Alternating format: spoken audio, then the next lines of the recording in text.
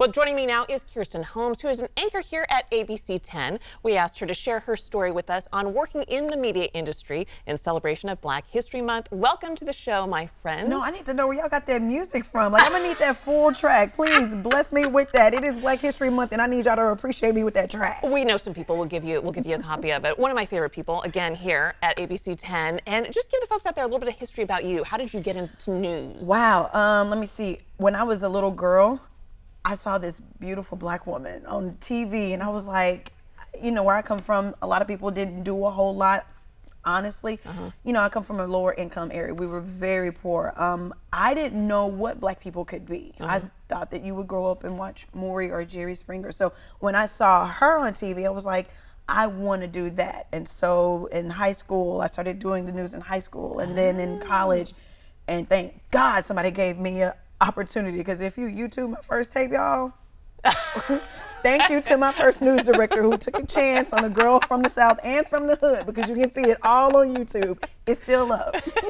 When you started out, did you see a lot of representation of women of color on TV? You know, honestly, at that moment, I didn't, but I wasn't looking in the right places. I didn't know that, you know, Memphis had all of these beautiful Black people being on the news. I didn't know that all of these other Black cities existed. I think I existed in a bubble, because that's really how a lot of kids who grew up like me exist. You are thinking more about your immediate needs and not the world at large.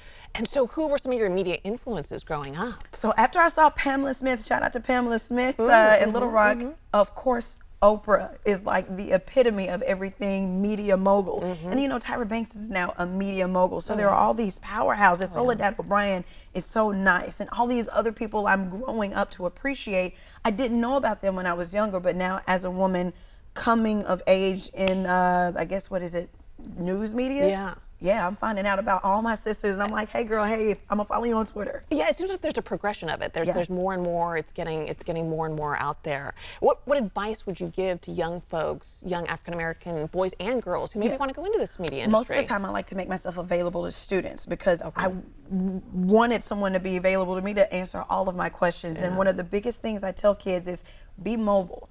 I am a long way away from Little Rock, Arkansas.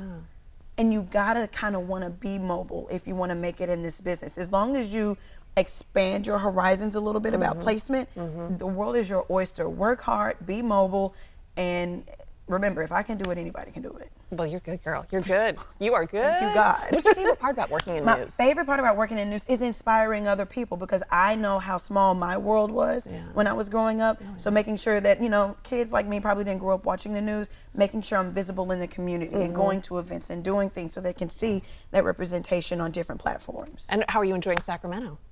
Sacramento, a little bit lit. Like I'm enjoying my time here. I am. There's like a band in the audience, and I'm like geeked out, because I'm like, because I lived in Louisiana for 5 years, and we have a deep musical culture. So whenever you guys bring on a band, I'm like, trying not to bother them, but I'm fangirling out, trying to get like the playlist, like where y'all gonna be at next?